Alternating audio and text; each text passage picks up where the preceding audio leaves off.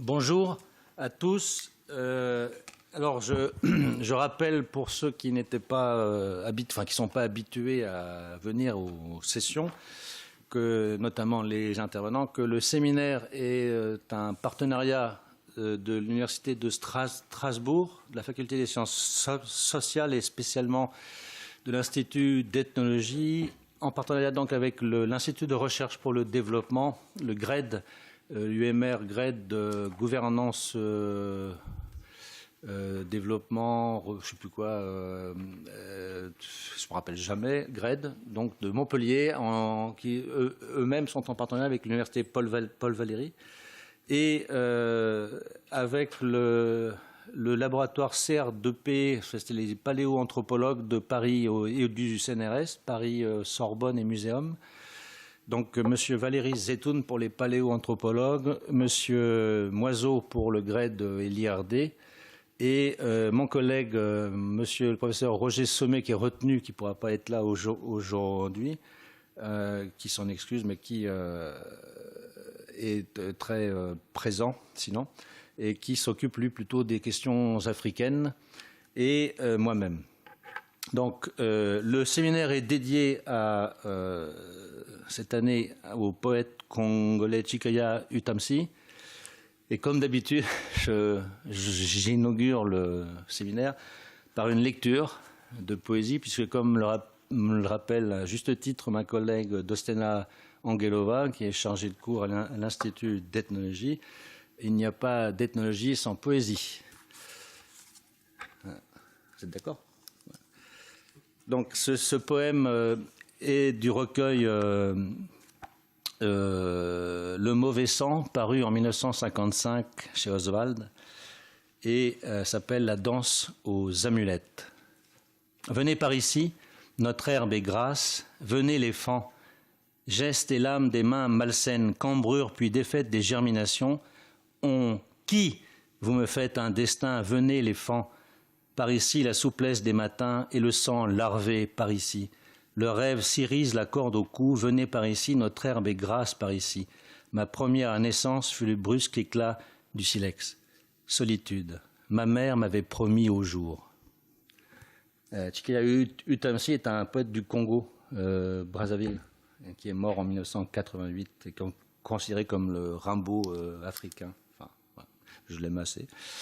Alors, en premier intervenant, nous avons l'honneur d'accueillir mademoiselle Morgane Leclerc, qui est une ancienne étudiante de l'Institut d'ethnologie de Strasbourg de l'année 2012-2013, si je ne me trompe, en enseignement à distance, sous ma direction, il me semble. Plus ou moins, hein.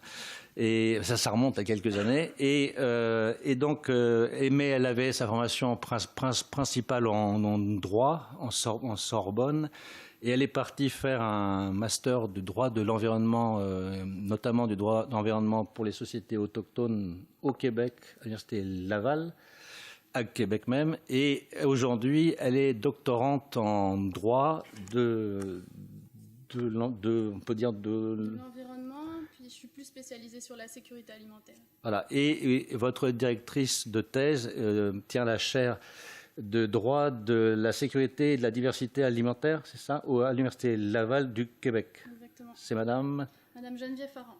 Très bien. Et vous êtes actuellement chargée de mission de recherche dans le cadre du doctorat auprès du CIRAD, le Centre international de recherche agronomique pour le développement de Montpellier, où elle est en ce moment au travail, qui s'occupe de sécurité alimentaire, de semences, de génétique, etc. Et pour les questions juridiques pour votre part, au Burkina, c'est bien ça, pays dans lequel vous allez... Sénégal. Et Sénégal. Et vous allez sur le terrain très prochainement. En février. Voilà. Donc c'est pour vous dire que l'ethnologie et le droit non seulement peuvent mener au CNRS, peuvent mener à l'IRD, à l'université, mais également, il ne faut pas oublier les institutions comme le CIRAD qui peut aider, financer, même employer des ethnologues. J'en suis le témoin aussi, puisque j'ai travaillé pour eux il y a quelques années de ça. Elle nous parle aujourd'hui de l'adaptation du droit canadien aux spécificités des sociétés amérindiennes du Canada, du Québec, Non, plus largement, du Ça va Canada être du Québec, non, ça va être... Mais essentiellement.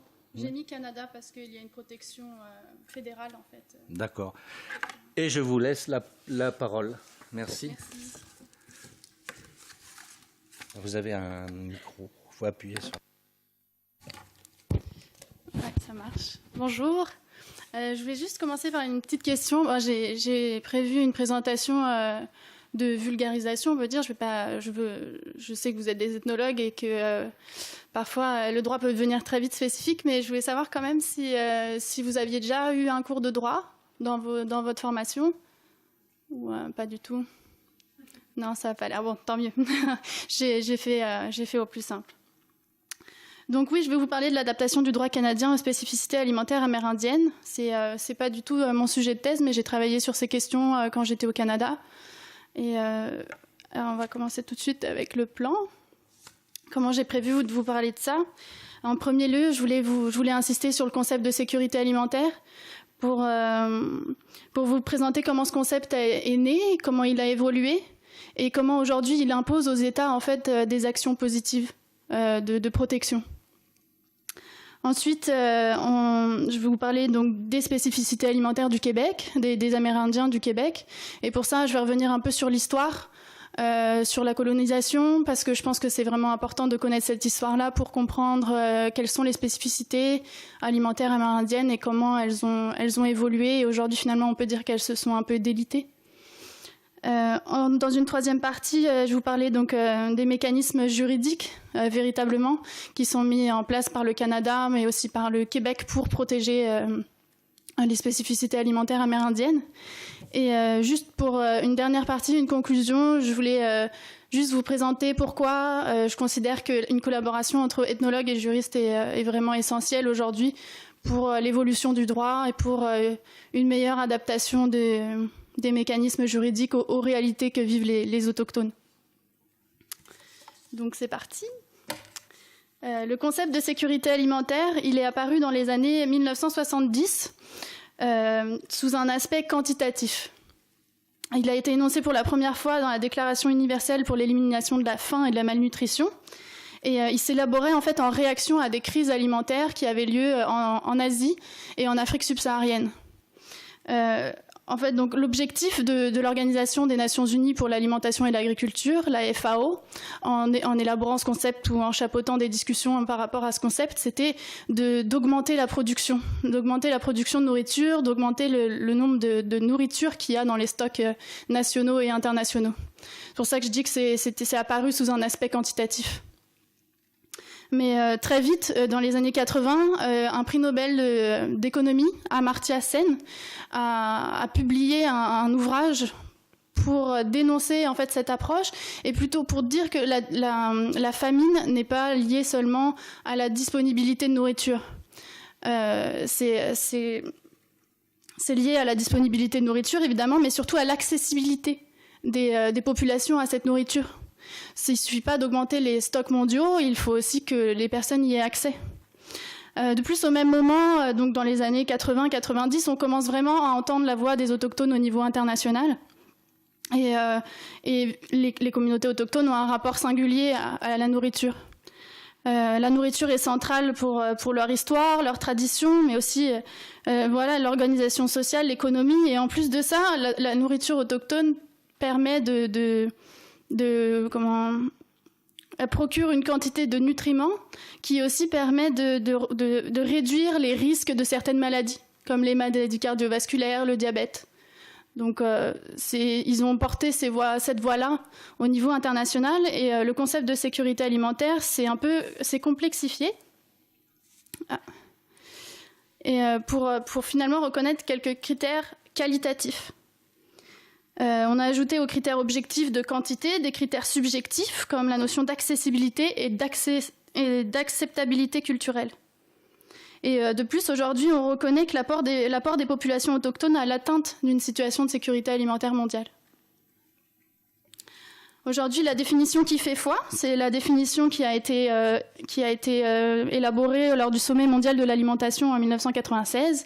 La sécurité alimentaire est assurée quand toutes les personnes, en tout temps, ont économiquement, socialement et physiquement accès à une alimentation suffisante, sûre et nutritive qui satisfait leurs besoins nutritionnels et leurs préférences alimentaires pour leur permettre de mener une vie saine et active. Donc vous voyez bien qu'à l'intérieur de cette définition, on a des critères d'acceptabilité culturelle, de préférence. On prend en compte des critères subjectifs.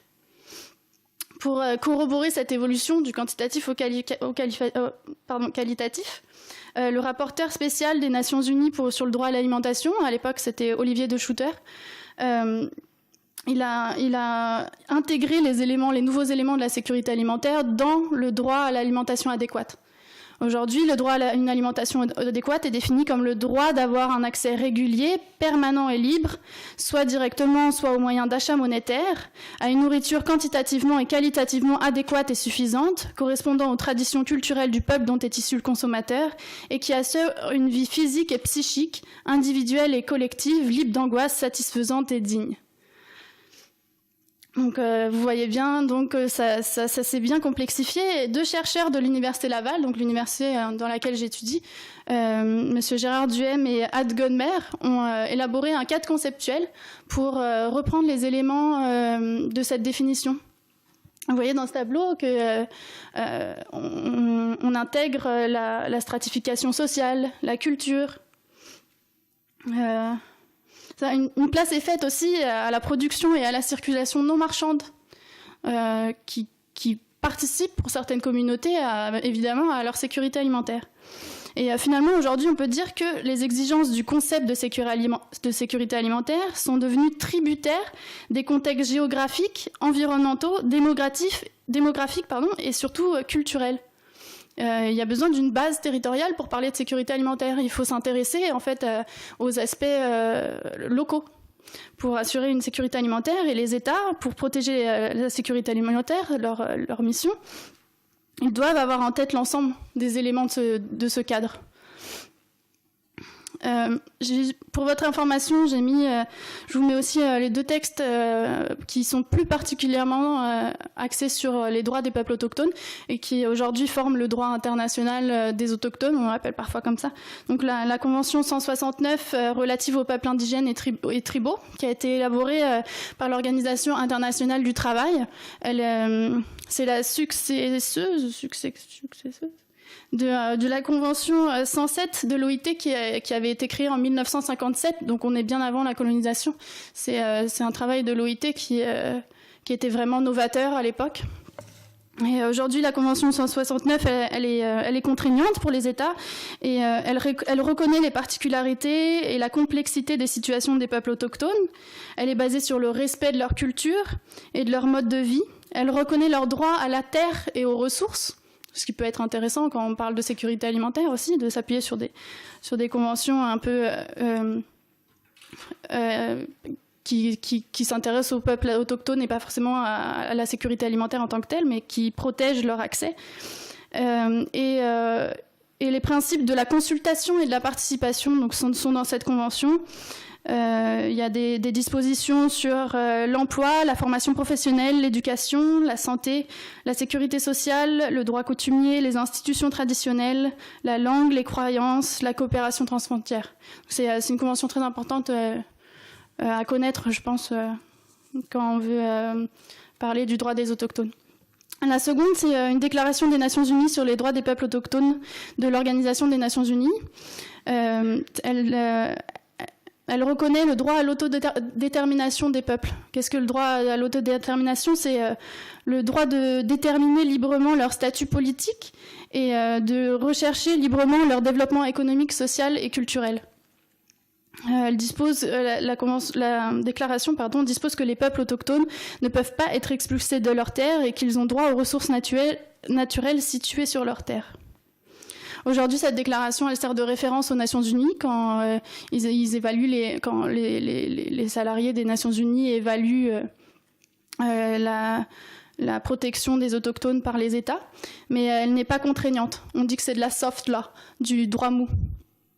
C'est quand même une déclaration qui est importante. C'est-à-dire que les autochtones ne peuvent pas s'en prévaloir devant une cour de justice, parce que c'est une déclaration et que ça a juste valeur déclarative, mais c'est quand même une convention importante, qui d'ailleurs n'a pas été ratifiée par le Canada. Donc voilà, maintenant je pense que vous avez compris que le concept de sécurité alimentaire s'est développé et qu'il s'est complexifié pour assurer, pour prendre en compte en fait les spécificités alimentaires autochtones. Donc maintenant on va voir quelles sont ces spécificités au Québec. Et je vais remonter, comme je vous l'ai dit, un peu dans l'histoire pour bien comprendre en fait les enjeux et l'évolution au fil du temps. Donc, dans beaucoup de livres d'histoire, on fait remonter la découverte de l'Amérique en 1492, quand Christophe Colomb est arrivé sur le territoire. Mais en fait, vous le savez, avant ça, le continent avait été découvert par des êtres humains depuis des milliers d'années. Avec des variations climatiques importantes, des grands glaciers avaient recouvert le nord de l'Amérique et amené une baisse des niveaux des océans et créé en fait un territoire qu'on a appelé la Béringie, où les populations à travers des vagues de migration s'étaient installées en Amérique du Nord. Et en fait, avant l'arrivée des Blancs, c'est entre 80 et 100 millions d'individus qui peuplent le continent, alors que l'Europe ne comprend que 65 millions d'individus. Donc en fait, ils étaient même plus nombreux que les Européens. Sur les terres de l'actuel Québec se trouvaient, avant l'arrivée des Européens en XVe siècle, 3 grands groupes linguistiques et culturels. Les Iroquois, qui étaient sur la vallée du Saint-Laurent, en fait, ils sont en rouge. Ils occupaient donc les rives de la vallée du Saint-Laurent, du fleuve Saint-Laurent. Le groupe Inuktitut ou Inuit, qui habite le nord canadien. Et le groupe algonquin, qui occupait ce qu'on appelle le bouclier canadien, donc l'intérieur des terres. Traditionnellement, les Premières Nations du Québec pratiquent des activités comme la chasse, la pêche, le trapage et la cueillette. Et il y a certaines communautés aussi qui avaient un système agricole. Donc, c'était les Iroquois, donc qui vivaient sur les abords du fleuve Saint-Laurent. Les Algonquins, eux, donc ceux qui étaient plus dans le bouclier canadien, à l'intérieur des terres, ils étaient un peu semi-nomades. Donc, ils se déplacent pour la chasse, la pêche, mais ils ont quand même des lieux de vie. Et les Inuits, des lieux de vie stables, je veux dire. Et les Inuits, eux, traditionnellement, ils sont nomades. Donc, ils se déplacent avec le gibier, finalement, pour leur survie. Juste noter la forme de l'image, donc le cercle, parce qu'on reviendra sur cette image qui est très importante dans la culture autochtone des Amérindiens du Québec. Donc avant l'arrivée des Européens, il y avait des Indiens qui peuplaient le territoire. Et la preuve en est, oui, je voulais vous donner quelques anecdotes. Est-ce que vous savez ce que ça veut dire est-ce que Canada, est-ce que vous savez l'origine de ce mot? Oui?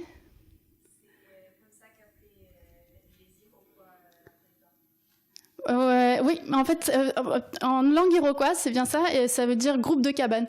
Donc c'est ça. C'est leur lieu de vie. Et le Nunavik, qui est la partie de la région nord du Québec, ça veut dire notre terre dans la langue inuit, Nunavik. Donc évidemment, même les noms qui ont été repris des communautés indigènes. Jacques Cartier est arrivé sur le territoire québécois en 1534. Il était mandaté par le roi de France, François Ier. Quand il arrive avec 2 navires et une 60aine d'hommes, il découvre des nouveaux animaux, par exemple les ours polaires, les orignaux. Dans son livre, il écrit tout ça. Mais il rencontre aussi des Amérindiens. Donc il sait très bien que la terre est occupée, mais il va quand même aller à Gaspé et planter un drapeau pour prendre possession du territoire au nom du roi de France. Et quand il va repartir en France, il va décider de partir avec 2 Amérindiens. Donc il retourne en France, il rencontre le roi avec les Amérindiens, puis il va organiser un 2e voyage. Le 2e voyage, il explore le fleuve Saint-Laurent, il explore un peu plus que la première fois, il ne s'arrête pas seulement à Gaspé, il va aller à Québec, à Montréal, il va aller sur l'île Saint-Louis. Montréal s'appelle à l'époque Hochelaga.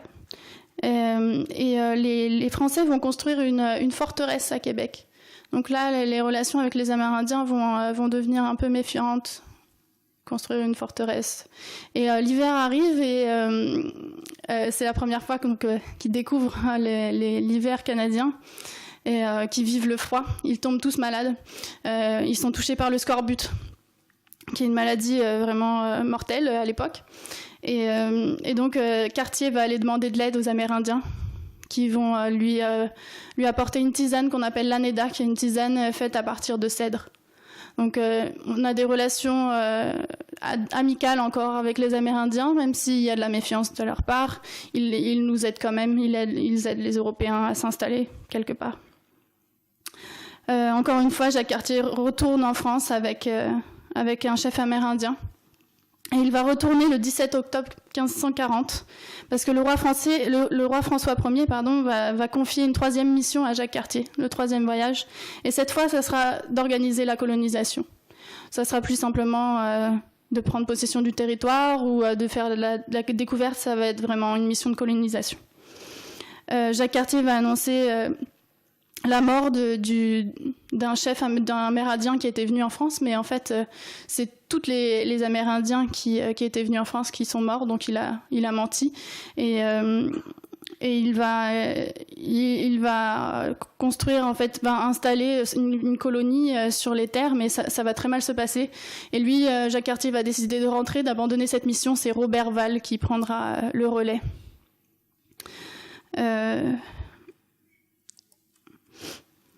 Au début, ce qui modèle, donc la colonisation est enclenchée, et ce qui modèle vraiment les relations entre les Français et les Amérindiens, c'est le commerce.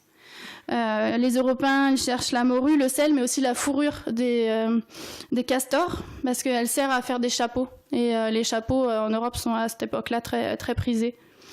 Avec l'arrivée des Anglais, donc c'est des échanges, en fait. On demande aux Amérindiens de rapporter des fourrures, mais on leur interdit pas l'accès aux terres. Au contraire, on leur laisse aller chasser librement, occuper leurs terres. C'est des relations pacifiques, même si commerciales. Plus tard, avec l'arrivée des Anglais, il va y avoir une guerre entre les Français et les Anglais. Et là, on va demander aussi aux Amérindiens leur aide. Ils vont devenir des guerriers. Mais ils seront, par exemple, dans les traités de paix, on assurera toujours leur neutralité. C'est-à-dire, si les Anglais gagnent ou que les Français gagnent, eux n'auront pas à subir les conséquences de cela. Donc les traités qui sont conclus au départ, c'est plutôt que la conquête et la force, la colonisation se fait par des traités de paix, d'alliances militaires ou commerciales.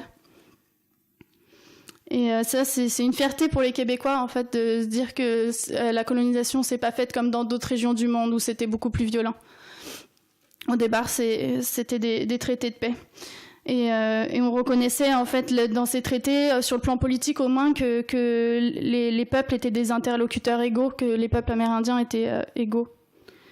Ça va changer sous le régime anglais.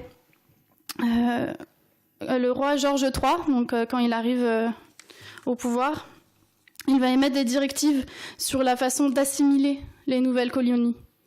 Il va y mettre un document important qu'on appelle la Proclamation royale de 1763, qui est un document officiel qui va vraiment marquer un tournant dans les relations amérindiennes. Cette proclamation affirme que les autochtones ont un droit incontestable sur les terres, mais les autorités coloniales vont s'en servir comme un outil de dépossession. À partir de ce texte, les traités qui vont être conclus entre la couronne deviendront un procédé pour éteindre les titres fonciers des Premières Nations. Ils vont progressivement perdre leur droit d'accès à la terre. Et là, donc après les traités de paix et d'amitié dont je parlais, on va maintenant parler de traités territoriaux. Je pense que... au départ, lorsque ces traités territoriaux étaient conclus, la couronne acquérait les territoires, donc c'était ses territoires, mais on laissait encore des droits aux autochtones. Il y avait des clauses assez larges pour qu'ils puissent continuer à exploiter, eux et leurs descendants, exploiter les ressources naturelles, même si exploiter c'est un mot un peu occidentalisé. Et en fait, ça va changer à partir de 1814, parce qu'il n'y a plus d'hostilité, donc on n'a plus besoin des Amérindiens pour les aspects militaires. Et puis le commerce des fourrures commence à vraiment se déliter. Donc on a plus, en fait, les Anglais n'ont plus d'intérêt à utiliser les autochtones, si je peux dire. Et ce qu'ils vont vouloir maintenant, c'est les terres. Donc les tribunaux vont commencer à définir les bénéficiaires des traités. Les traités qui ont été conclus, on va plus dire que c'est toutes les communautés autochtones qui ont accès. On va dire on va mettre des critères pour savoir qui sont ces communautés autochtones. Il faut avoir tel parent, puis telle mère, il ne faut pas se marier avec un non-indien ou des choses comme ça. Donc finalement, ça va restreindre complètement l'accès des autochtones à leurs terres traditionnelles. Et en plus, au moment où est créée la Confédération canadienne, en 1867, le fédéral, donc le Canada, enfin la Confédération canadienne, va dire que les affaires indiennes sont de sa compétence exclusive. Le fédéral va se donner le pouvoir de légiférer sur les Indiens et les terres réservées aux Indiens. On va émettre une loi, la loi sur les Indiens, qui est encore en vigueur, qui avant s'appelait l'Acte des Sauvages. Et elle est adoptée pour civiliser les peuples sauvages. C'est vraiment le but. Je vais vous lire en introduction ce qu'un émissaire avait écrit pour présenter cette loi. Notre objectif est de poursuivre le travail jusqu'à ce qu'il n'y ait plus un seul Indien au Canada qui n'ait pas été absorbé dans le corps politique et jusqu'à ce qu'il n'y ait plus de questions indiennes ni de département des affaires des sauvages. Tel est l'objectif principal de cette loi. Donc c'est une loi vraiment qui a complètement bouleversé les traditions autochtones. Et elle prévoit que les Indiens et les terres réservées aux Indiens relèvent de la compétence exclusive du gouvernement fédéral, ce qui veut dire que les Indiens deviennent des citoyens mineurs sous la tutelle du gouvernement fédéral. Ils ne peuvent pas vendre leurs terres, c'est pas eux. Ils ont une incapacité légale en fait à émettre des actes simples de vente ou de. Ils ont des terres réservées, donc les réserves indiennes qui existent encore aujourd'hui, sur lesquelles ils ont des droits et ils n'auront pas des droits ailleurs, puis ils ne peuvent pas faire des choses avec, ils ne peuvent pas vendre leur maison ou des choses basiques comme ça. Et en plus, dans cette loi, il y a des dispositions qui vont définir qui est un Indien ou non. Et les communautés amérindiennes, finalement, elles perdent la capacité politique de définir qui sont leurs membres. C'est le gouvernement fédéral qui va dire qui sont leurs membres. Et il y a des dispositions un peu choquantes. Par exemple, toute femme qui se marie avec un non-indien ne sera plus indienne, elle n'aura plus le statut d'indien. Tout indien qui a un diplôme deviendra non-indien. Donc en fait, il y a un vaste projet d'assimilation, vous l'avez compris, qui est élaboré par les Anglais et qui prennent le contrôle des ressources naturelles et qui, simplement pour favoriser l'essor économique de l'Europe au départ, puis après leur essor économique au Canada. Les autorités gouvernementales vont chercher à se doter des pouvoirs nécessaires à l'accélération de la dépossession territoriale des Indiens et à la diminution du nombre de ceux-ci par assimilation au mode de vie des Blancs. On essaye qu'il n'y ait plus d'Indiens. De tels objectifs exigeaient que le gouvernement s'arroge le droit de décider qui est indien et à quel moment ce statut devient caduc. Aujourd'hui, ces textes législatifs existent toujours, la loi sur les Indiens existe toujours. Bien sûr, ça a évolué. Et il y a un peu plus de flexibilité et d'autonomie qui sont données aux autochtones, mais cette longue histoire, elle a eu des impacts considérables sur leur vie et leurs moyens de subsistance. Aujourd'hui, donc, quelques statistiques. L'espérance de vie des membres des Premières Nations est inférieure de 6 ans à la moyenne canadienne. Le taux de suicide chez les jeunes autochtones est l'un des plus élevés au monde. Les autochtones ont 5 fois plus de chances de vivre de l'aide sociale que les autres Canadiens. Le taux de chômage chez les autochtones est 2,5 fois plus élevé que celui qui prévaut dans la population en général et seulement un Indien sur 5 a un emploi à temps plein. La probabilité qu'un autochtone aille à l'université est près de 5 fois moindre que celle de l'ensemble des Canadiens. Un autochtone a 3 fois moins de chances de posséder une entreprise qu'un autre Canadien. Donc voilà, cette histoire a vraiment eu un impact sur la vie sociale et aujourd'hui il y a encore des grosses difficultés. Au Québec, j'ai beaucoup entendu en fait que les autochtones sont des privilégiés. Il y a vraiment comme un espèce de préjugé envers les Amérindiens, comme quoi ils paieraient pas d'impôts ou qu'ils sont privilégiés par les lois. Mais finalement, c'est plus un manque de connaissances parce qu'ils ont des conditions de vie généralement, à part certaines communautés qui vivent par exemple près des grandes villes et qui vivent du tourisme ou qui arrivent vraiment à avoir des entreprises, c'est des communautés qui sont très pauvres, qui ont peu accès à l'éducation et qui vivent de commerce un peu comme par exemple le commerce du tabac ou ils sont plongés dans l'alcoolisme, certaines communautés. C'est pas une réalité toute rose et je pense pas que ça soit des privilégiés. Il y a encore beaucoup de défis juridiques à relever pour qu'ils puissent avoir des conditions de vie qui les mènent, qu'ils puissent se sentir assurer leur culture. Donc maintenant, je voulais vous présenter, j'espère que la vidéo sera de bonne qualité. C'est une caméra, elle n'est pas de très bonne qualité, mais j'espère que ça sera audible. C'est un ami, Maxime, qui est Micmac. Donc c'est Micmac, une communauté de pêcheurs qui habitait sur la côte est du Québec, mais aujourd'hui il vit avec sa femme sur les terres ancestrales de sa femme, donc qui est algonquienne. Il vit à l'intérieur des terres et ils sont tous les deux mushers. Mushers, c'est les personnes qui ont des chiens de traîneau. Donc ils ont 28 chiens qu'ils élèvent vraiment d'une façon très éthique sur les principes ancestraux de leur communauté. Et juste comme ça, je peux me permettre de dire que voilà, il y a beaucoup d'exploitation de mushers au Canada et où les chiens sont vraiment très maltraités. Donc parfois, ça vaut le coup de faire un peu plus de distance pour aller, si vous voulez faire du chien de traîneau que vous vous retrouvez au Canada, de faire un peu plus de distance pour ne pas aller dans des boîtes touristiques où les chiens sont enfermés toute la journée. Eux, ils s'appellent Manitou Musher, puis vraiment, c'est des expériences aussi en tant que... Ils connaissent très bien les traditions autochtones, ils partagent vraiment beaucoup de leur culture. Donc voilà, dans la vidéo, Maxime, il va nous parler un peu du rapport qu'avaient les autochtones avec l'alimentation, et à la fin, il va évoquer le délitement de ces traditions.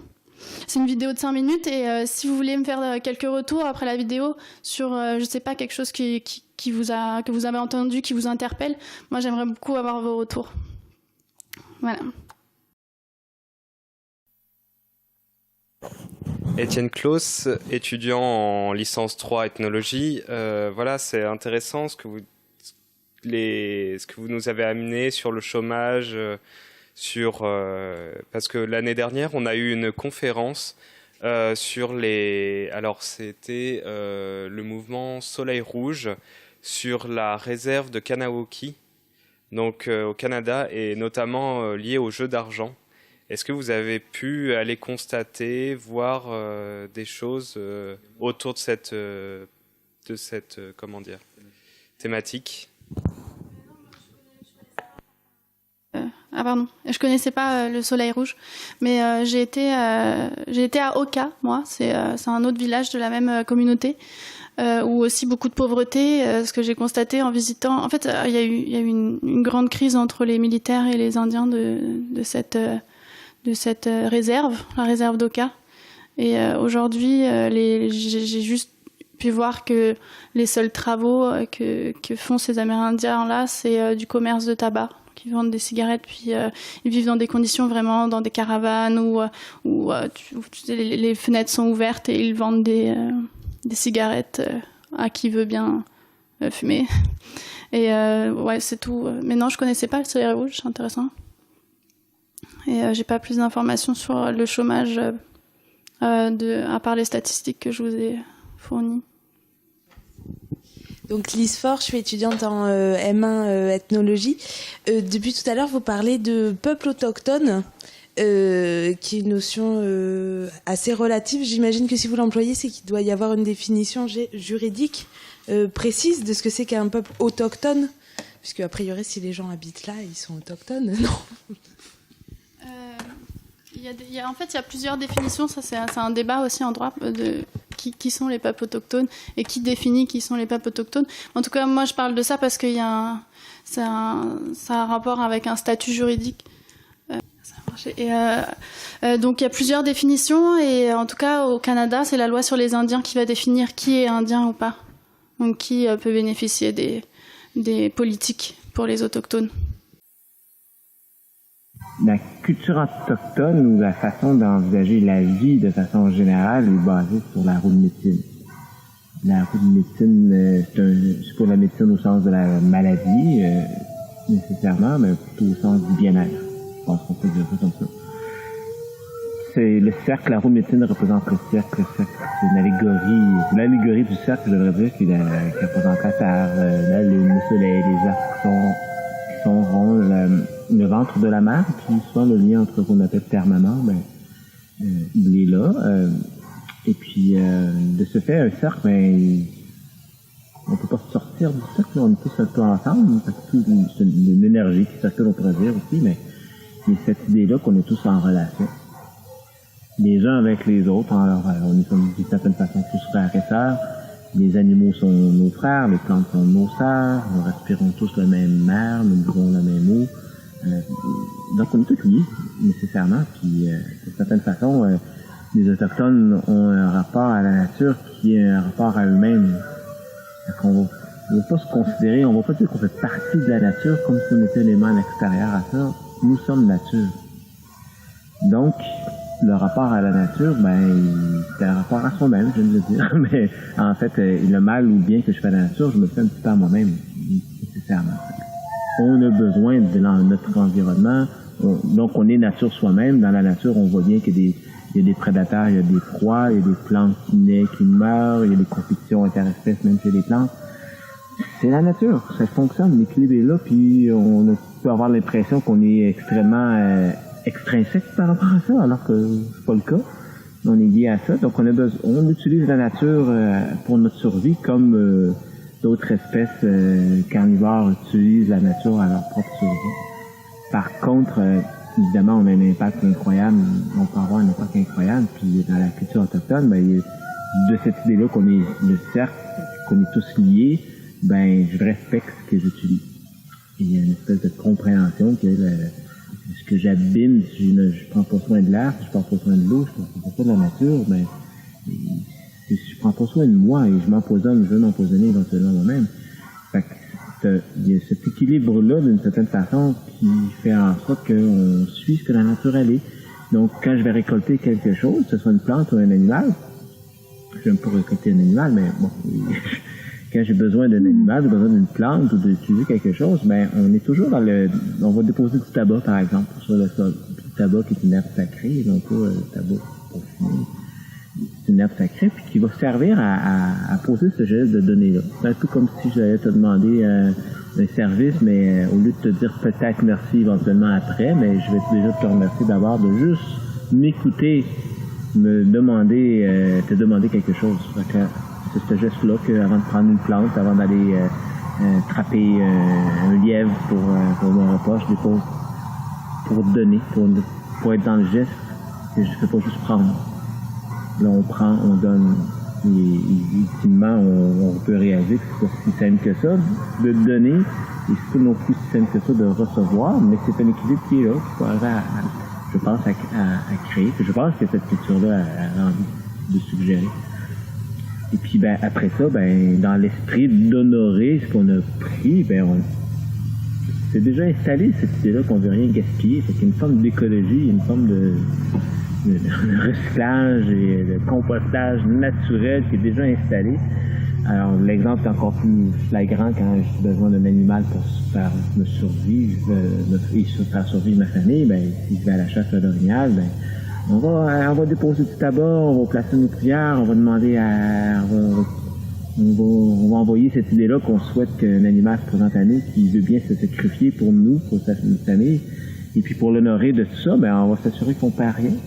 Alors très rapidement, on s'est séché, on s'est fumé, on connaît déjà des techniques pour conserver la viande à une époque on est très loin d'avoir des réfrigérateurs ou quoi que ce soit pour nous aider en ce sens-là. Mais on est capable de le faire. De nos jours, on pense tout le temps, qu'est-ce qu'on va faire comme notre viande? Mais on savait le faire. Fait qu'on perd pas, en tout cas, on fait notre mieux pour rien perdre. Puis tout ce qui est de l'animal, on a appris à voir qu'est-ce qu'il y aurait d'utile à travers tout ça. Fait qu'évidemment, la peau, les peaux vont servir de vêtements, d'abri, d'habitation. une déclinaison assez incroyable de choses qu'on peut faire avec ça. Les os vont devenir des outils, des fois des éléments décoratifs, d'artisanat. Les nerfs vont servir éventuellement de corde à un moment où peut-être la corde n'existe pas.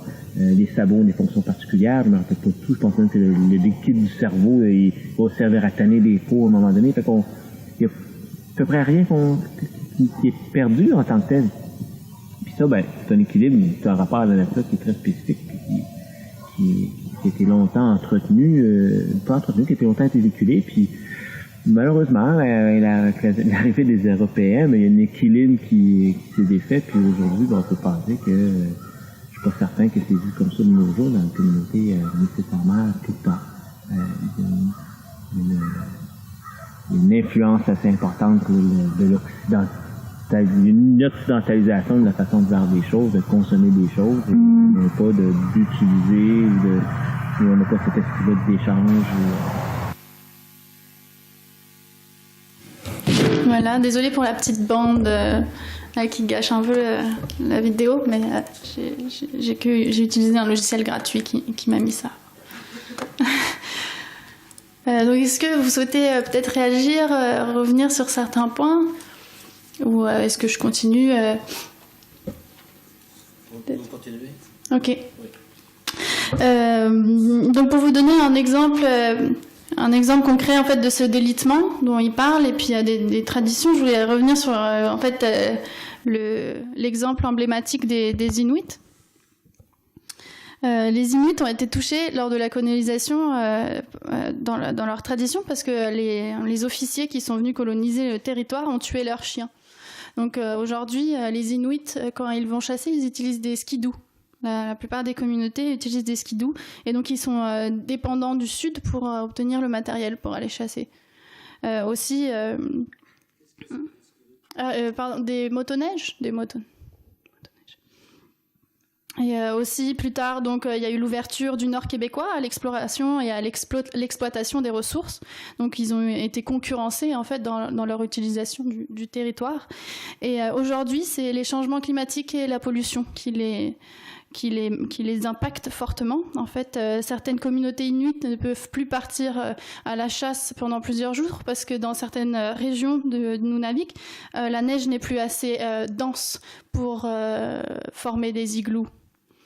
Ils peuvent plus compacter la neige assez bien pour assurer leur habitat dans des cas où ils partent plusieurs jours. Aussi, les animaux ne sont plus dispersés de la même façon avec les changements de précipitations, les variations de température. Leur connaissance des habitudes des espèces animales se délite complètement. C'est toute la végétation et les espèces animales qui modifient leur comportement. Donc en fait, les connaissances qu'ils avaient de l'hiver et de la neige, qui était une part très très importante de la culture inuite, est en train de se déliter. De plus, maintenant, avec la pollution, il y a un risque qui est associé à la consommation de nourriture du pays. Je sais pas, j'ai traduit ça par nourriture du pays parce que c'est country food, mais bon, c'est en gros ce que je vais appeler nourriture du pays, c'est la nourriture qu'ils ont sur place en fait. Et les Inuits consomment traditionnellement le caribou, que vous voyez, le phoque, les poissons, les espèces d'oiseaux comme les oies, les fruits de mer et les baies. Et aujourd'hui, dans cette nourriture, on voit des contaminants comme les métaux lourds, les organochlorines. Donc, bien sûr, les Inuits ont accès aujourd'hui à des marchés qui leur proposent des produits frais, des céréales et des produits laitiers. L'État a mis en place des marchés pour eux, mais les produits sont souvent riches en gras, en sucre. En tout cas, les produits qui sont les plus achetés par les Inuits, c'est le sucre, les bonbons, les pâtes, le riz, le thé, le café, les boissons sucrées, le beurre et le pain. Donc au final, dans ces communautés-là, maintenant, on voit l'apparition de maladies cardiovasculaires, de diabète, de l'obésité et du cancer, comme nous finalement. Et de plus, la nourriture de ces marchés est très chère car importée. Et elle correspond pas, en tout cas, il faudrait pas qu'elle remplace complètement la nourriture traditionnelle qui est un moment important dans les relations sociales où les Inuits partagent beaucoup la nourriture de pays. La protection des pratiques de subsistance fondées sur des ressources naturelles renouvelables est une exigence fondamentale pour la sécurité alimentaire inuite. Les activités de subsistance inuites ne sont pas seulement importantes d'un point de vue nutritionnel et de santé. La nourriture de leur pays correspond à leurs préférences alimentaires et promeut la vitalité de leur culture et de leur économie. Voilà pour un exemple d'élitement. Maintenant, donc, les mécanismes juridiques. On va entrer un peu plus dans la technique pour comprendre les mécanismes juridiques qui permettent d'assurer la protection des spécificités alimentaires autochtones. Je vais vous présenter un peu le droit des autochtones canadiens, puis les défis à ce droit et quelques recommandations que moi je formule humblement sur la base de mes lectures. Donc voilà. Donc en premier lieu, je souligne le plan d'action du Canada pour la sécurité alimentaire qui prévoit une priorité spécifique pour les méthodes traditionnelles d'obtention de la nourriture des autochtones. Donc la priorité reconnaît l'importance de la chasse, de la pêche, de la cueillette, du troc et des échanges pour la sécurité alimentaire de nombreuses communautés. Elle reconnaît en fait les savoirs et les pratiques durables d'utilisation des ressources naturelles et la contribution de ces savoirs pour l'atteinte des objectifs du sommet mondial de l'alimentation. Et les mesures visant la réduction des contaminants de l'environnement, l'aménagement durable des ressources, y compris halieutiques, et la supplémentation convenable aux moyens d'aliments commerciaux de qualité renforcent l'accès de ces communautés aux aliments. Donc ça, c'est la politique de sécurité alimentaire du Canada. Et maintenant, voyons comment c'est mis en œuvre par le droit. Ça s'est fait à travers le pouvoir du juge. C'est vraiment le juge canadien qui a créé le droit des autochtones au Canada. Et c'est plus particulièrement la Cour suprême du Canada. La Cour suprême du Canada, donc au cours d'instances en justice, de cas concrets, elle a repris les différents traités et ententes qui existaient encore sur le territoire canadien, et elle a essayé de comprendre en fait qu'est-ce que recouvrait le terme droits ancestraux. Dans l'intérieur des traités, il y avait des dispositions qui protégeaient les droits ancestraux, mais elle a essayé vraiment de définir ce que c'était, et c'est devenu de la jurisprudence, donc du droit positif. Et pour définir ce que c'était, elle s'est basée sur les activités pratiquées par les Amérindiens à l'époque du contact avec les Européens. Donc on ne s'est pas basé sur ce qui se fait en ce moment, parce que sinon c'est déjà délité. Donc elle s'est vraiment basée sur comment les communautés vivaient au moment du contact. En 1990, donc avec le jugement Sparrow, elle a reconnu le droit ancestral de pratiquer la pêche des communautés. Et plus tard, avec le jugement Marshall en 1999, la Cour a estimé que les communautés avaient un droit pour la pratique de la pêche, mais aussi de la chasse et de la cueillette. C'est vraiment ces deux décisions de justice qui ont défini les droits des autochtones. Toutefois, quand elle a donné cette décision-là, elle a tout de suite émis des restrictions. Et elle a notamment affirmé que peuvent exister des règles qui limitent le droit des autochtones parce qu'elles réglementent les espèces animales et végétales pouvant être prélevées, les quotas qui sont applicables, les lieux de prélèvement, les destinataires des produits récoltés et les contraintes administratives ou financières auxquelles il faut se soumettre. Ces limites aux droits autochtones sont d'autant plus importantes que il y a d'autres communautés non autochtones qui utilisent aussi les ressources et donc ils se font concurrencer. La capacité des autochtones d'accéder à long terme à la terre et aux ressources naturelles aussi fait l'objet de nombreuses menaces qui relèvent d'autres domaines du droit. Donc c'est bien d'avoir un droit des autochtones, mais il est concurrencé aussi par des droits sur la pollution environnementale, sur les changements climatiques, la réduction de la biodiversité, les développements sur l'environnement naturel et humain et la compétition pour l'accès à la terre et aux ressources.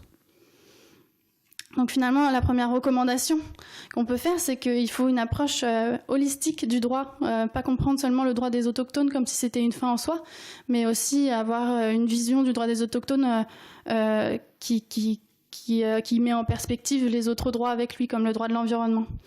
La protection juridique de la sécurité alimentaire autochtone doit être comprise de manière pluridisciplinaire.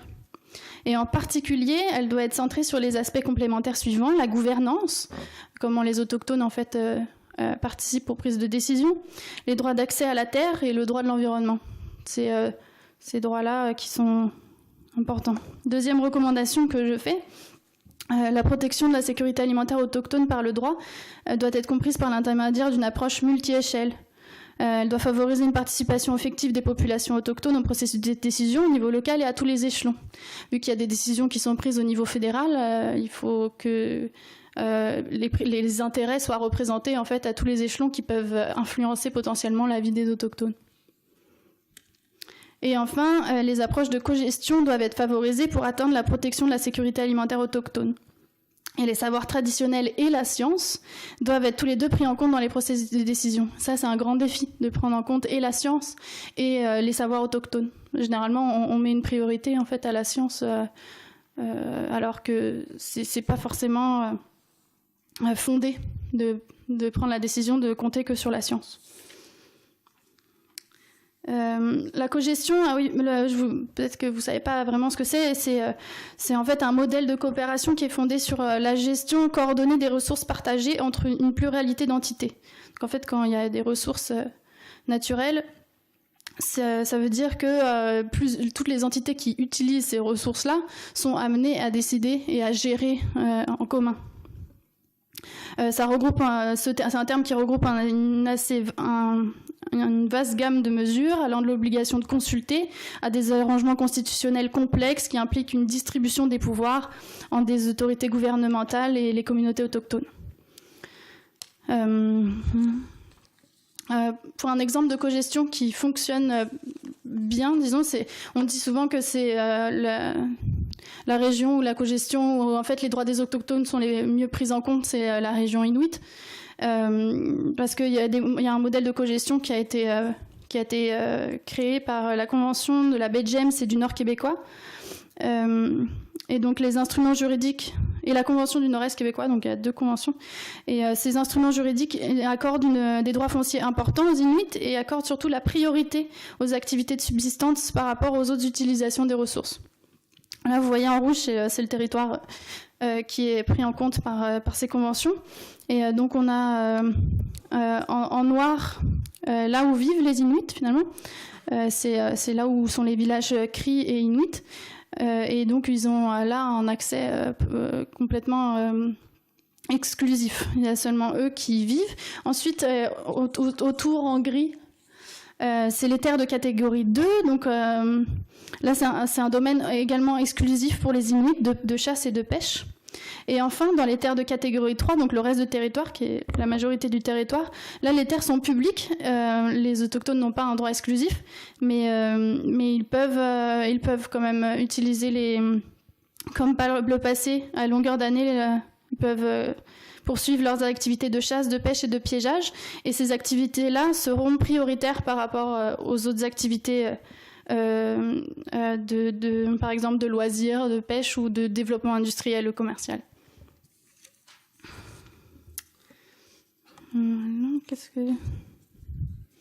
C'est ça, je vois que le temps file. Donc, pour la dernière partie, donc, je voulais revenir sur le dialogue ethnologue-juriste.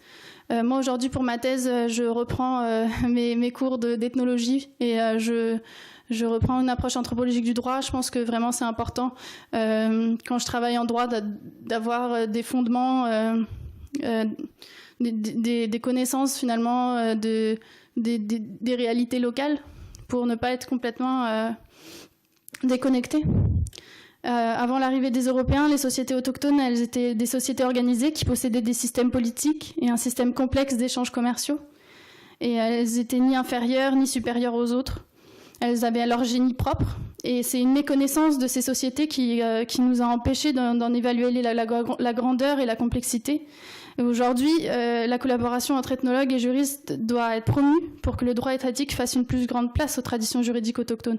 Aujourd'hui encore, on méconnaît en fait les systèmes politiques et les systèmes de normes qui existent. Et c'est seulement en fait avec l'aide des ethnologues que nous, les juristes, on peut comprendre un peu comment essayer d'adapter le droit pour laisser une marge de manœuvre à ces réalités-là. Et puis juste voilà pour les traditions une différence avec la tradition juridique occidentale. Nous, par exemple, la terre, dans les traditions occidentales, la terre est un bien, une chose immobile à laquelle on peut rattacher différents droits, alors que dans les traditions juridiques chtoniques, qui vient de autochtone, l'adjectif, la terre est plutôt un élément animé, un élément vivant et sacré à la source de tout. Donc en fait, la tradition, notre droit est fondé sur des principes occidentalisés qui n'ont pas de rapport avec d'autres organisations. C'est important de savoir ça, de le documenter. Le territoire, pareil, dans les traditions juridiques occidentales, c'est un aire physique délimité par des frontières fixes sur lesquelles va s'imposer une souveraineté étatique. Il y a une adéquation entre l'aire géographique et le pouvoir politique. Alors que dans les traditions juridiques chtoniques, le territoire se fait appel à une relation de responsabilité entre la terre et la communauté humaine, voire entre l'individu et le territoire. Et le terme de ressources naturelles, lui, il est complètement étranger des traditions juridiques chtoniques. C'est une conception juridique occidentale, ressources naturelles, où l'on conçoit que les ressources de la nature peuvent faire l'objet d'appropriation et de consommation. Voilà. Juste, je vous ai mis une petite citation inspirante pour conclure.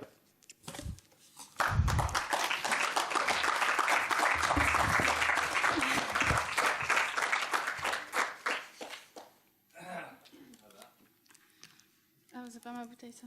Non, c'est là, faut pas qu'on en ait une autre pour le... Bien. Alors, on va donner la parole à la salle. On a le temps, chers collègues, parce qu'en fait, derrière nous, il n'y a personne. Après nous, le déluge, vous êtes strasbourgeois ce soir, donc il n'y a pas de souci. Et sauf la patience de nos étudiants favoris, bien sûr. Premièrement, avant de donner la parole, je voudrais remercier très, très chaleureusement mon ancienne étudiante et notre future collègue, déjà, parce que vous m'avez impressionné là, et je dois vous dire que vous n'êtes pas juriste. Non, vous êtes ethno-juriste, ou vous êtes anthropologue juridique, comme vous voulez, mais vous êtes, en tout cas, vous êtes métissé, c'est fait. Et je vous remercie pour la manière dont vous avez traité le sujet historique, parce que mes étudiants en ont besoin, et on n'a pas ça, enfin c'est pas facile à... Ça c'était très clair, c'était un exemple extrêmement articulé et convaincant pour la méthode d'approche, pour la manière d'analyser, etc., qui est nécessaire. Et puis vous avez fait autre chose, vous avez proposé, c'est la première fois que je vois ça, je trouve ça formidable, la comparaison justement des concepts qui est très intéressante. Alors je regrette que M. Éric Navet soit pas là aujourd'hui, il aurait été heureux de vous connaître, de vous entendre, et il aurait applaudi encore plus fort. Et il vient le 15 décembre, c'est un expert, j'en reparlerai après. Troisièmement, alors ça c'est pour mes étudiants spécifiquement, présent, passé et à venir. Vous avez noté que notre estimé collègue venu du Québec utilise des cartes, beaucoup de cartes, des très belles cartes, avec des légendes, avec des échelles et surtout des cartes en français. Merci mademoiselle. Les savoirs traditionnels qui s'opposent, qui sont complémentaires, qui ne s'opposent pas mais qui sont complémentaires, réciproques, un CK diadique avec la science, c'est ce que Audricourt appelle l'ethnoscience au singulier, puisque les ethnosciences au pluriel n'existent pas. Hein, c'est des gens qui n'ont pas compris le film. L'ethnoscience, c'est ce que vous appelez le native knowledge, c'est-à-dire les savoirs traditionnels. Donc c'est bien dans cette démarche que je travaille pour ma part. Vous avez vu là, ça vient pas de moi, elle dit exactement la même chose, mais en mieux. Ça c'est épatant. Ça c'est les élèves doivent toujours dépasser les maîtres, surtout quand c'est des petits maîtres. Alors j'ai un certain nombre de remarques à faire, assez courtes, mais assez pertinentes par rapport à ce que vous avez dit, mais je vais pas être trop long. Mais je les ferai après, qu'il y ait éventuellement des questions et des réponses pour pas monopoliser. J'ouvre le débat, messieurs, mesdemoiselles, allez-y. Il n'y a peut-être pas de questions.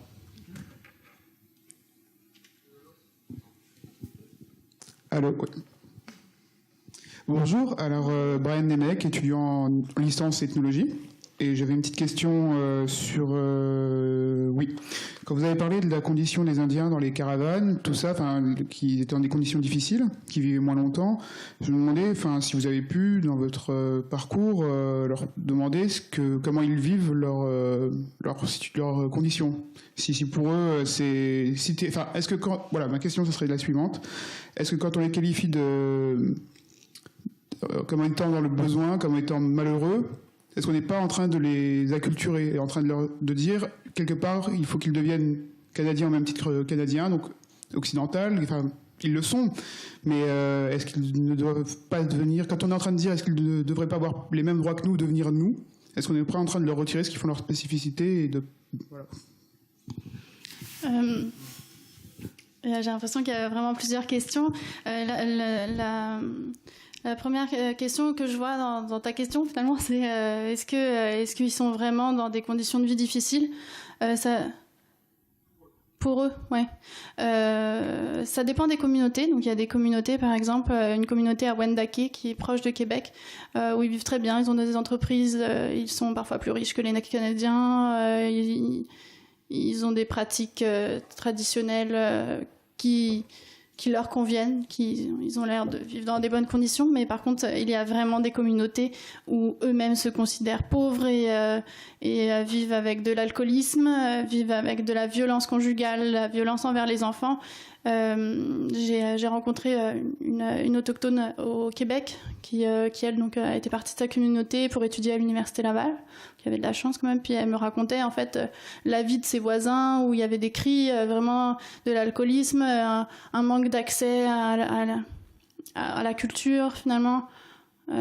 Donc je pense qu'eux-mêmes, oui, se considèrent un peu dans des mauvaises conditions.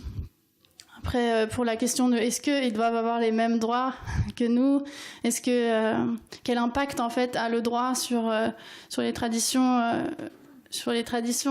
autochtones, c'est vraiment une belle question et je sais pas. moi, je me pose cette question vraiment très fréquemment. Est-ce qu'il faut protéger, parce qu'au final, quand on dit que c'est le droit occidentalisé qui va protéger les droits des autochtones, c'est quelque part un peu ambivalent.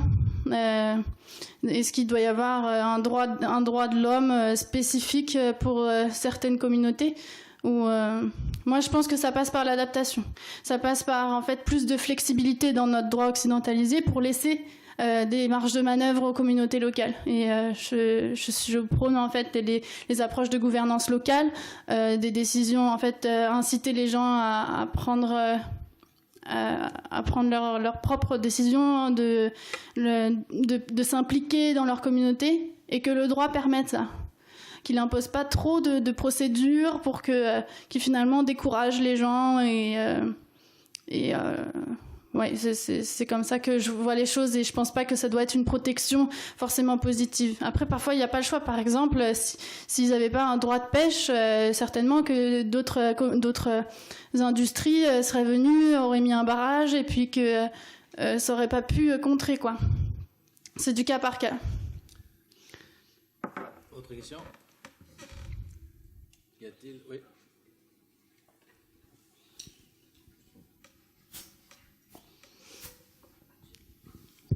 Jeremy Acometti, maître de conférence ici à Strasbourg. Je ne parle jamais, donc M. Leroux me fait le reproche tous les fois qu'on va boire quelque chose, donc aujourd'hui je prends la parole pour éviter.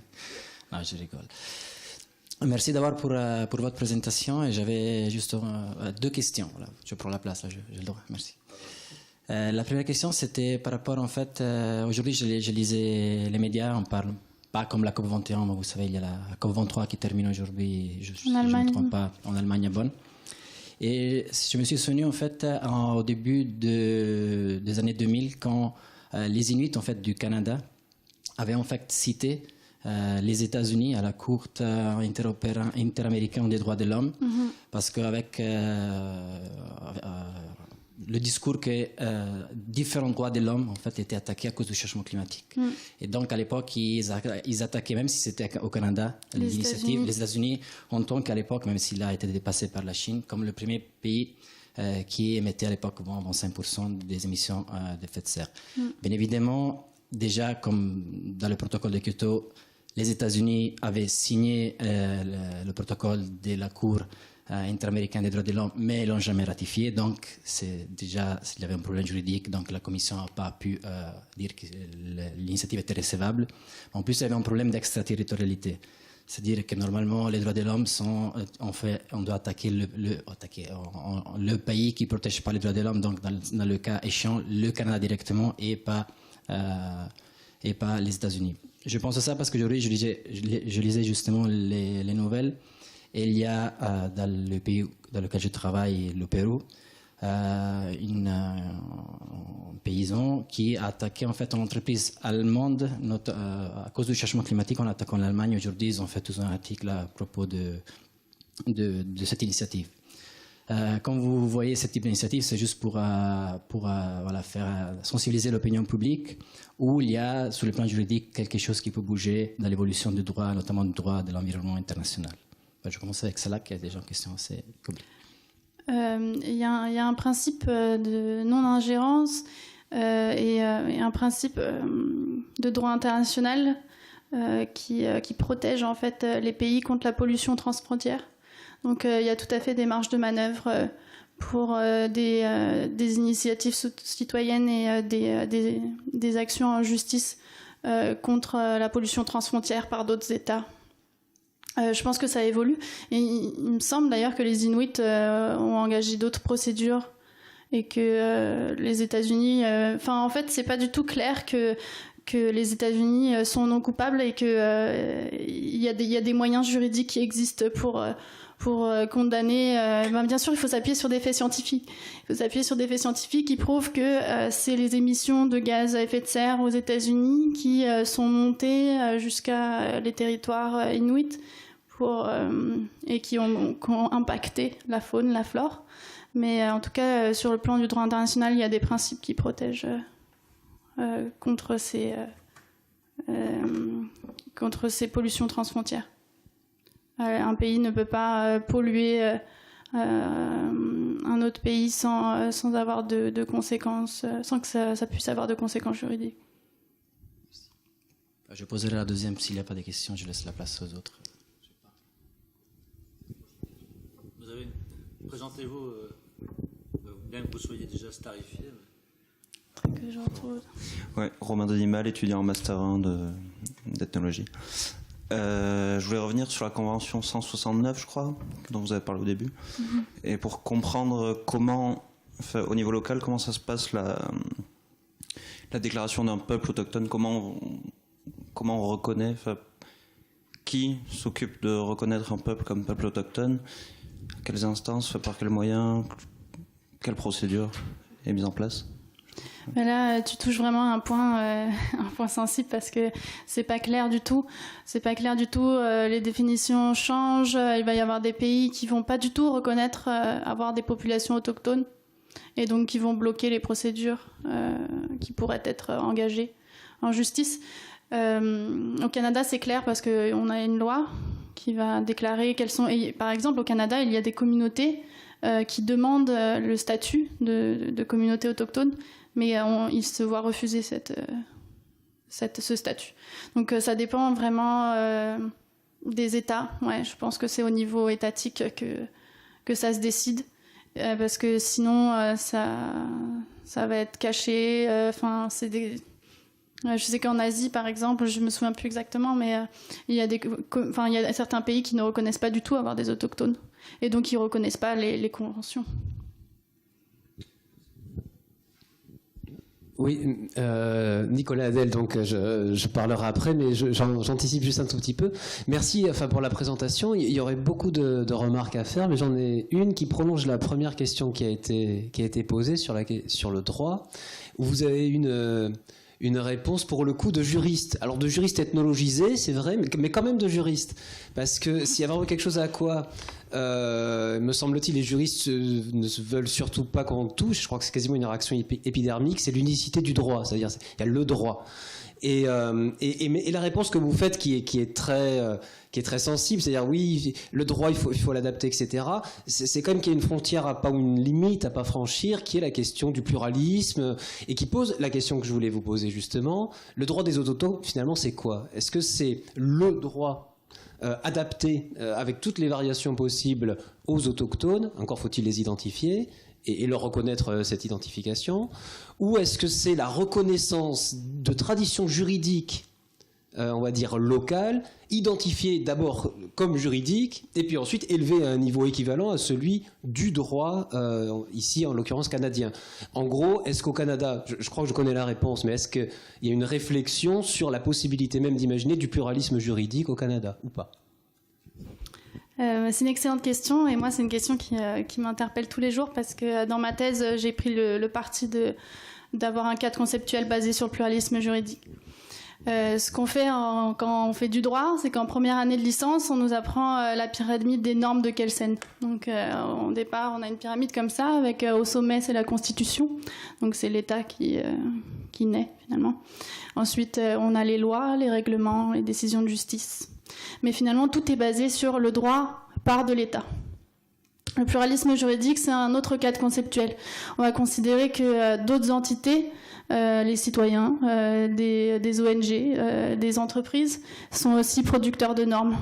Et en fait, ça correspond à des réalités. Je veux dire, quand une communauté se met ensemble pour créer une marque avec un cahier des chartes, c'est du droit, et ça vient pas de l'État. Il y a plein d'exemples comme ça. Donc moi je trouve ça très intéressant que de se détacher un peu de cette pyramide des normes et de considérer que le droit provient du peuple, des communautés. En effet, il y a des grandes réflexions sur cette question, sur le multiculturalisme, sur le pluralisme juridique au Canada qui sont en cours et qui... oui, on travaille sur cette question. Ouais, ça marche. Bonjour, donc Luc Dussuzeau, étudiant en Master 1 ethnologie aussi. Et justement, du coup, c'est vachement bien que cette question se soit posée juste avant moi, parce que je voulais rebondir justement sur cette notion de pluralisme juridique et vous poser la question de savoir si justement les ethnologues ou les anthropologues peuvent avoir une fonction à reconnaître des normes qui sont produites par certains groupes sociaux, et savoir justement si... par exemple comme des cas du Brésil où justement les ethnologues ont servi à redéfinir qui était autochtone et aussi quelles normes peuvent être produites à partir de ça. Ouais, merci pour cette question.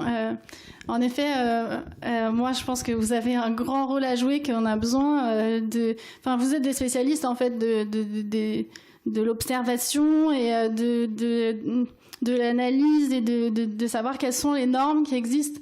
Moi, dans mon parcours de droit, j'ai de la chance d'avoir un peu d'ethnologie, mais dans mon parcours de droit, on m'a pas appris à faire de la recherche empirique. Je reprends tout. Dans les facs de droit, on nous apprend pas ça, quoi. Donc forcément, on est détaché des préoccupations locales. Forcément, on n'a pas cette approche-là facilement. Le pluralisme, on l'apprend pas. Donc il faut vraiment obtenir de l'aide. Moi, je travaille avec des ethnologues aujourd'hui dans mon projet. Et j'ai besoin de leurs écrits. Sinon, je peux pas le faire toute seule. C'est un autre travail. Et c'est un travail qui est complémentaire.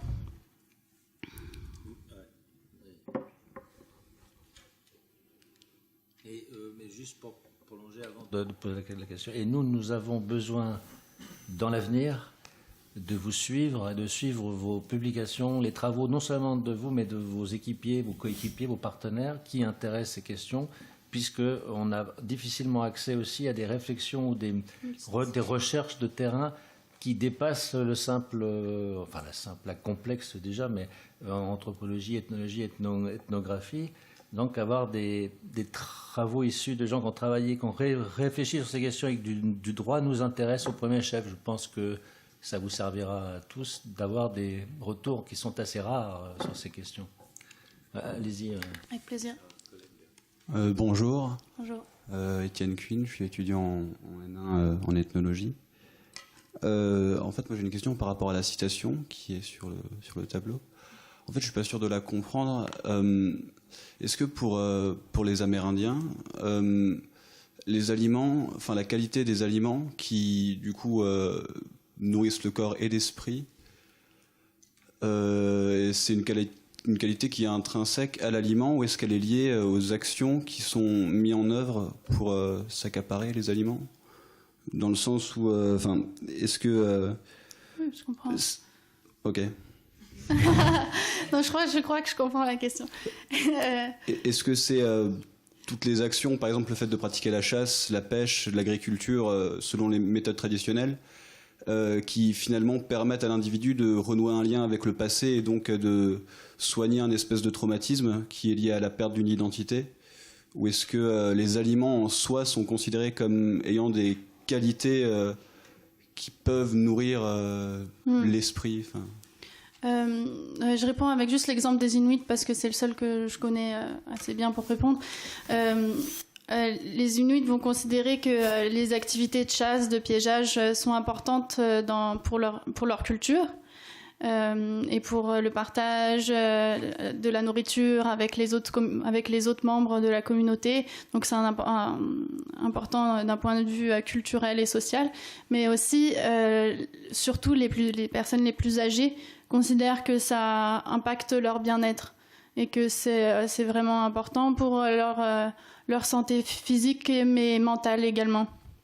C'est moins vrai avec les plus jeunes qui aujourd'hui ont beaucoup plus accès à des supermarchés, des petits supermarchés comme nous, ils vont acheter des bonbons, etc. Mais pour les Inuits plus âgés, c'est vraiment encore important et ils essayent de perpétuer ces traditions et d'un point de vue physique mais aussi mental et spirituel. Ils considèrent que c'est une meilleure alimentation pour eux. Bonjour. Est-ce que ça répond à la question? Moi, je suis Chloé Lemuel, je suis doctorante et je travaille sur les Inuits, sur l'habitat plus.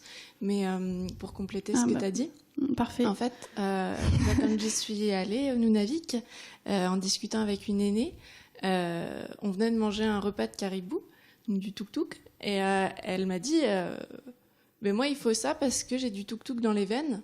Et donc, c'est la nourriture qui rend la santé. Toi, t'es française, faut que tu manges du poulet, parce que c'est du poulet que t'as dans les veines. Voilà. Ah ouais. Et sinon, pour compléter aussi ce que tu as dit tout à l'heure, ils utilisent le terme de nourriture traditionnelle. Ouais. Comme tu disais, nourriture indolente. Du pays. Ouais. Et sinon, en Inuktitut, c'est un terme qui veut dire, si on traduit littéralement, c'est la seule nourriture qui soit vraiment de la nourriture. Voilà. Wow, merci beaucoup. Merci. Alors, je vais me permettre de poser quelques remarques et qui complètent oui, plutôt ce que vous avez dit, ou précisent certains points. Alors, je ne sais pas si tous les étudiants, peut-être c'est une remarque naïve, mais je préfère être passé pour un idiot que de laisser passer un terme qui vous reste un peu mystérieux parce qu'il n'est pas très utilisé aujourd'hui. Halieutique, donc ce sont les ressources halieutiques, c'est les ressources maritimes issues de la pêche principalement, pêche à pied, pêche industrielle, pêche artisanale. Ça peut être aussi avec le harpon, les nasses, c'est pas seulement avec des chaluts ou des filets, mais c'est aussi la pêche à pied sur estran ou dans les fonds, c'est la pêche à la plongée pour par exemple les perles, etc. Donc halieutique, c'est un terme qui on peut laisser aux océans, mais qui peut être élargi aussi à tout ce qui est aquatique en fait aussi, puisque ça, je ne sais pas s'il y a un terme d'ailleurs pour les eaux douces. J'ai pas connaissance d'un terme spécifique pour l'eau douce, mais bon. Mais surtout, répondre à la première question posée par notre étudiante de Master 1 maintenant, Mademoiselle Faure, à propos du terme autochtone. Alors, moi, je ne suis pas un expert de ces choses, quoique si, il paraît, enfin, c'est un terme que j'aime beaucoup, expert, et donc, il paraît que je suis expert, c'est marqué sur le site du JITPA, vous aussi, chers collègues, hein, le groupement international de travail pour les autochtones. Alors ça, c'est en France, c'est la version française, c'est la section française de l'international au service des peuples autochtones du monde. En anglais, ils utilisent le terme indigenous, enfin mon anglais est très breton. Donc, indigène en français, on ne l'utilise pas parce qu'il n'y a pas que la France dans la francophonie et que spécifiquement quand même la France a eu une histoire spécifique notamment en Algérie avec l'indigénat et qui pourrait fausser les choses et rendrait un aspect un petit peu difficile à entendre pour des francophones issus du Maghreb par exemple. Mais ce n'est pas la seule raison, mais disons que c'est le terme indigène est connoté en français. Et donc, il a été préféré au niveau international de garder, de choisir le terme autochtone. C'est une convention, ça ne veut pas dire que c'est le terme qui, c'est pas très joli, mais c'est une convention. Donc, autochtone signifie les peuples autochtones, c'est les peuples premiers au sens chronologique, c'est-à-dire avant les Européens, quoi. Avant les envahisseurs européens, par exemple. Ça peut être les envahisseurs thaïlandais, siamois, ou javanais ailleurs, mais bon, les premiers peuples.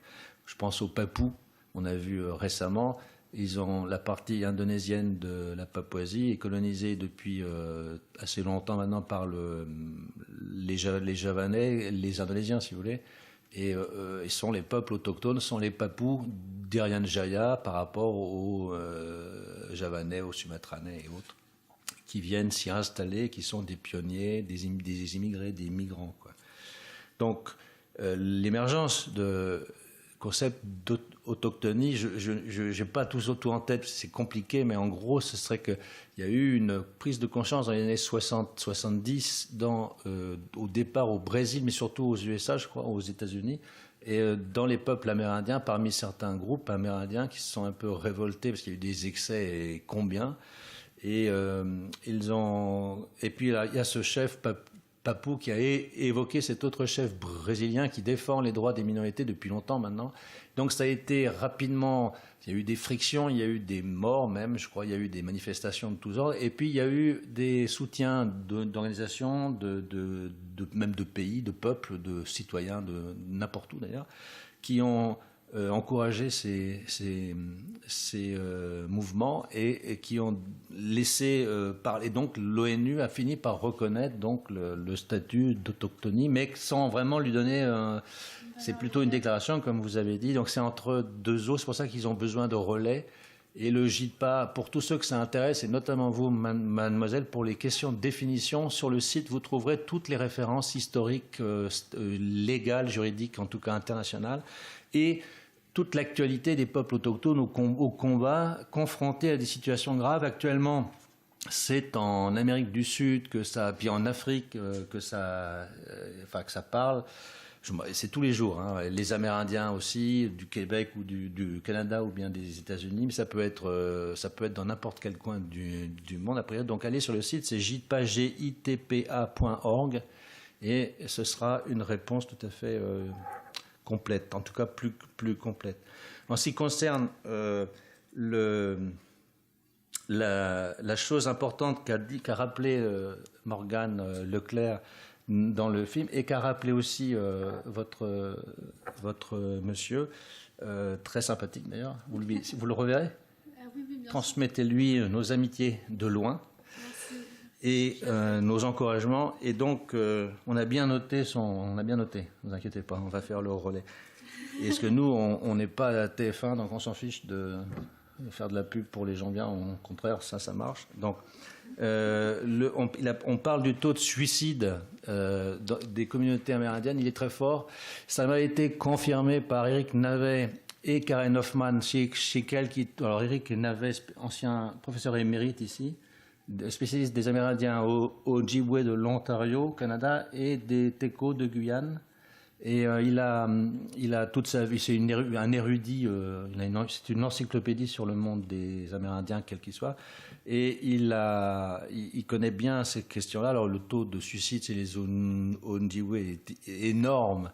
C'est une catastrophe. Et ils sont allés récemment, donc c'était en 2011, je crois, faire une mission avec Karen Hoffman, son élève, qui travaille maintenant chez les SAM d'Europe du Nord. Et elles ont ils ont constaté, elle aussi a constaté un énorme taux de suicide, c'est effrayant. Et elle a travaillé sur une autre question qu'on n'avait pas soulevée, mais que je voudrais juste citer pour mention, les pensionnats. Vous connaissez bien sûr leur histoire, c'est-à-dire la mise dans les pensionnats, dans les écoles obligatoires des Amérindiens. Ça a été supprimé avant la Seconde Guerre mondiale ou juste après, je crois que c'est avant. Mais c'était une catastrophe, c'était avec de la pédophilie, des viols, comment dirais-je, de contraintes physiques de tous ordres, une horreur. Donc ça a été un énorme traumatisme aussi de plus, qui est dû cette fois à... L'éducation a été confiée à des religieux, à des confréries religieuses. Ça a été quand même un grand traumatisme et qu'on retrouve dans tout le Canada. Et une partie des États-Unis, ça a été supprimé aux USA avant, je crois. Enfin, il me semble, je ne sais plus très bien. Mais ça fait partie du traumatisme. Enfin, juste pour, je ne veux pas m'étendre, parce qu'il y a une question, puis après on va faire une pause. Je renvoie vous avez mentionné non, c'est monsieur, comment il s'appelle Maxime, qui a parlé de quand on fait du mal à la nature, on se fait du mal à soi-même. Ça renvoie, il a parlé plusieurs fois, il a utilisé le terme équilibre. Eh bien, ça renvoie au travail, c'est pas sa thèse, c'est son dernier livre, son grand livre, ça, c'est de Éric Navet, qui est paru à Omnisphère en 2007, et qu'il apporte pour vous, normalement, enfin j'espère, et pour mon collègue Amandement, parce qu'il n'est plus en vente. Ça s'appelle L'Occident barbare et la philosophie sauvage, et il traite justement de l'équilibre des concepts des sociétés amérindiennes par opposition à notre Occident assez barbare finalement dans ses résultats. Et il traite des notions d'écocide, donc ça on le comprend bien, d'égocide, et là c'est cela dont on parle, et d'ethnocide. Donc il refonde l'approche sur les concepts amérindiens, évidemment dans les valeurs, pas toujours dans leur application pratique, mais au moins dans leurs valeurs. Donc je renvoie les auditeurs et séminaires à ce travail qui est qu'un très grand livre, très très grand livre, que j'espère bientôt que tu pourras lire, cher collègue, parce que je pense que ce sera intéressant d'ailleurs d'avoir le retour vers... Et je termine par une anecdote comparative à votre intention, c'est le cadeau. J'ai vécu mon premier terrain de jeunes chercheurs était chez les Moken, nomades marins de Thaïlande et de Birmanie, mais j'étais à la frontière dans les années 80. Enfin, j'accompagnais un collègue, mais c'était mon premier contact en fait, et j'ai vécu des mois avec eux. C'est des nomades marins qui vivent sur des embarcations monoxyles et qui sont des chasseurs-cueilleurs, enfin qui étaient, parce que maintenant... Et alors, ces îles, c'est des milliers d'îles, des centaines d'îles dans l'archipel des Andamans. C'est des îles couvertes de forêts denses sempervirentes, la forêt primaire que le chef papou essayait de sauver mercredi. Parce qu'on a eu un papou mercredi, un big man, et très sympathique, et qui défend les forêts. Ça me parle. Et alors, ces grandes forêts, avec des grands arbres, les diptérocarpacées, qui servent à faire des embarcations, c'est des arbres précieux qui mettent 500 à 800 ans à pousser. Alors, il est interdit depuis 1988 en Thaïlande. Le roi l'a interdit. Il y a eu des catastrophes. La déforestation était tellement prégnante qu'ils ont interdit la déforestation, la coupe de bois, sauf dérogation pour les minorités ethniques, les autochtones, dont font partie les Moken, qui sont considérés comme les peuples premiers en Thaïlande. Et ils ont le droit d'une dérogation de droit, donc ça peut vous intéresser, de couper, surtout chez les Thaïs, de couper au moins un arbre par famille et par an pour faire une embarcation pour les nouveaux couples. Voilà, pour chaque nouveau couple. Et sachant que l'embarcation monoxyle dure 15 ans maximum, enfin encore plutôt 5 ans que 15 ans, mais donc de refaire une embarcation pour eux, etc. Donc ils ont le droit de couper, mais très peu. Eh bien, ce droit est détourné, ça je l'ai vu de mes yeux. J'étais là pendant des mois, détourné par des officiels corrompus, des gouverneurs de province et autres, par des policiers thaïs évidemment, des autorités, détournés pour couper des grumes par centaines, parce que ces îlots sont couverts de forêts denses intactes, avec des très belles grumes, quoi, des très, très beaux arbres en fait. Et il les entasse, il les amoncelle le long du village Moken, qui en saison humide ne peut pas aller en mer, donc ils font des petites constructions sur pilotis sur l'estran. Donc ils mettent toutes les grumes là. Et quand il y a parce ils touchent aussi de l'argent, mais s'il y avait un contrôle de les eaux et forêts ou de la police nationale, ils diraient c'est les Moken puisqu'ils ont le droit. Et les Moken sont obligés de le faire sinon menacés de mort, et on les paye exactement comme dans le film du Papou, 4 cacahuètes, 3 francs 6 sous pour ça, quoi. En fait, ils se font avoir complètement, mais ils n'ont pas le choix. Donc le droit est détourné. C'est aussi pas seulement le droit qu'il faut considérer, mais l'application du droit dans la réalité de tous les jours, hors visite des experts en 4x4 climatisés. Très important, ça. Voilà, je laisse la parole. Une dernière question, c'était ça? C'est fini? On va faire une pause. Si, à moins que vous ayez une réponse...